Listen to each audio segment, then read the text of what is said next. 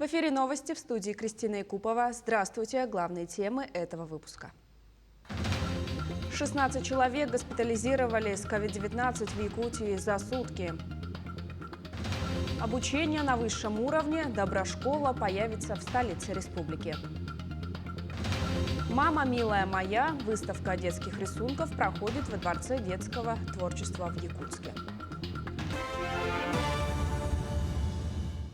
Владимир Путин объявил о новой выплате для семей с невысокими доходами на детей от 8 до 16 лет включительно. Президент уточнил, что мера начнет действовать с 1 апреля, а первые выплаты семьи получат в мае.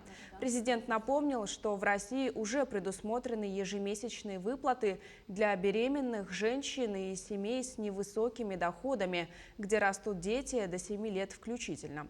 Кроме того, помощь получают родители, которые в одиночку воспитывают детей в возрасте от 8 до 16 лет.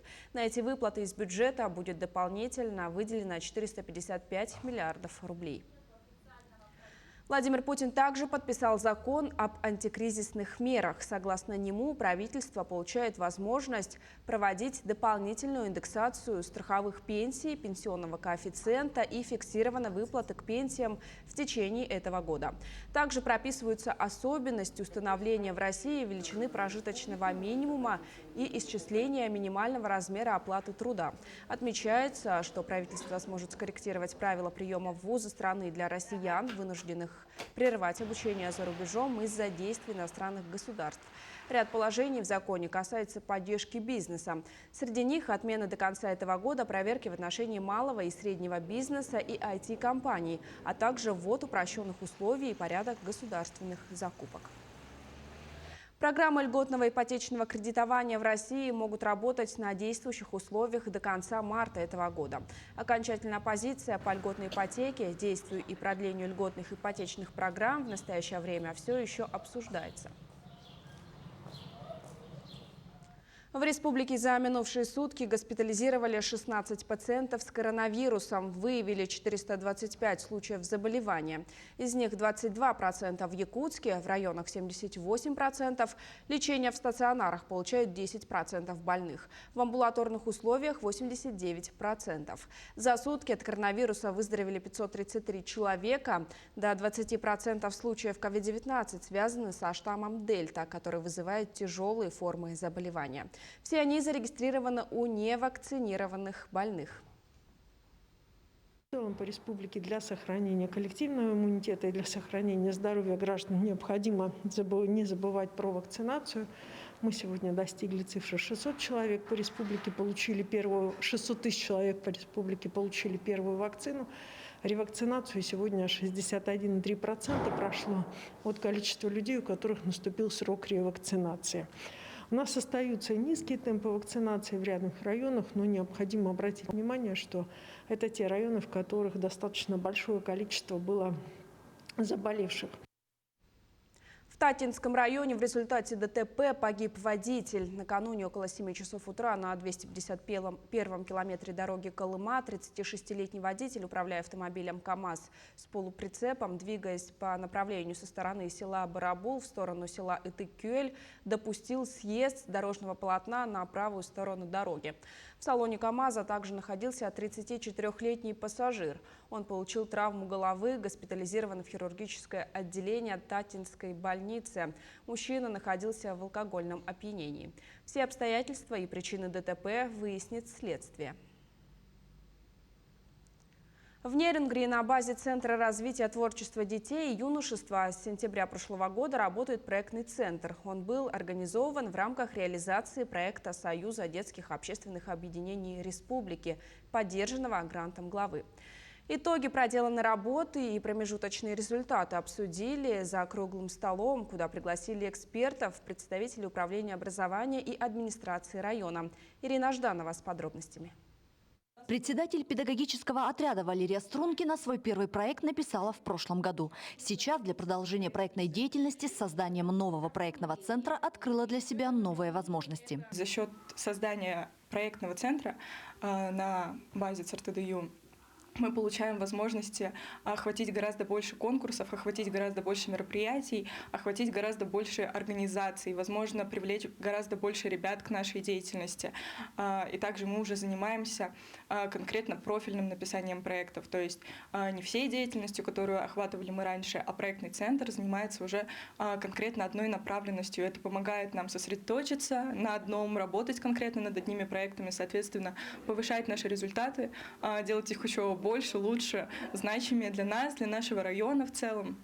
Инициатива создания проектного центра заключается в том, чтобы объединить педагогические сообщества, ресурсы образовательных учреждений, учреждения дополнительного образования в организации работы, направленной на благо всего социума. Проектный центр призван поддерживать гражданские инициативы, помогать в создании проектных групп, в оформлении заявок, которые бы были поданы на различные грантовские конкурсы региональных и федеральных уровней. Проектный центр – это профессиональные спикеры, обучающие программы, подготовка команд. Главная задача – активизировать работу активных ребят и педагогов и оказывать поддержку в создании социальных проектов, конкурентоспособных заявок для участия в региональных и федеральных грантовых конкурсах. Ирина Жданова, Захар Головин, Нерюнгри. 10 марта в 15 часов пройдет онлайн-конференция МПИ IT-Конф, где организаторы 7-го республиканского конкурса «Моя профессия IT» презентуют обновление этого года. В этом году участников ждут новые вызовы, обновленные критерии оценки, тематические события и ценные призы, о которых расскажут на онлайн-конференции. Помимо этого ожидаются выступления от приглашенных гостей и партнеров. В прошлом году конкурс расширил географию участников и охватил более 1500 участников из 22 муниципальных образований. В гибридном формате были проведены 35 хакатонов. Доброшкола появится в Якутске. Столичное среднеобразовательное учреждение номер 34 участвует в одноименной федеральной программе от нацпроекта образования. В ее рамках школа получит из государственной казны 7,5 миллионов на обновление материально-технической базы. Закупят новейшее оборудование, в их числе интерактивные столы, техника для уроков труда, для развития мелкой моторики. Оборудуют 12 классов. Всего в школе учатся 290 воспитанников с 1 по 9 класс.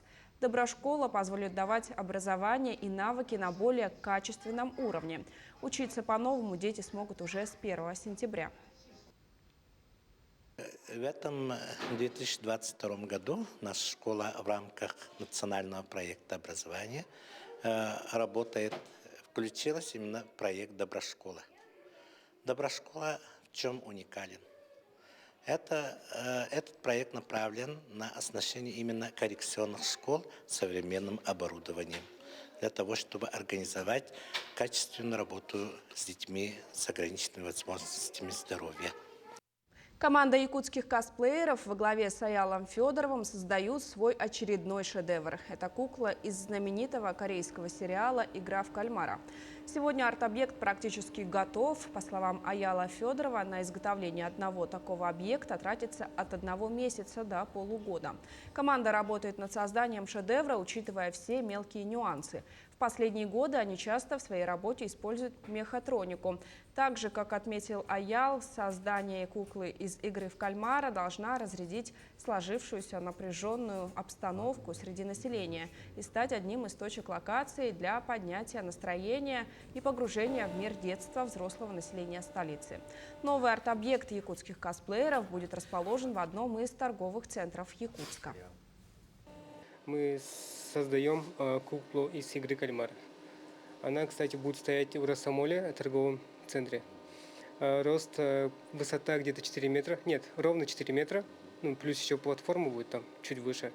И полностью будет функционировать как в сериале. У нас такая идея была вместе с Росомолом сделать такой арт-объект. Я им предложил, они согласились, и чтобы люди смогли поиграть. Да. Чуть-чуть забыть о повседневной жизни, вспомнить там. Конечно, сериал был жесткий, да, но это все-таки сериал, и людям будет приятно поиграть, чуть-чуть там повеселиться. И эта штука будет постоянно работать, вечером будет включать, конечно. «Мама, милая моя» – выставка детских рисунков под таким названием начала работу во Дворце детского творчества в Якутске.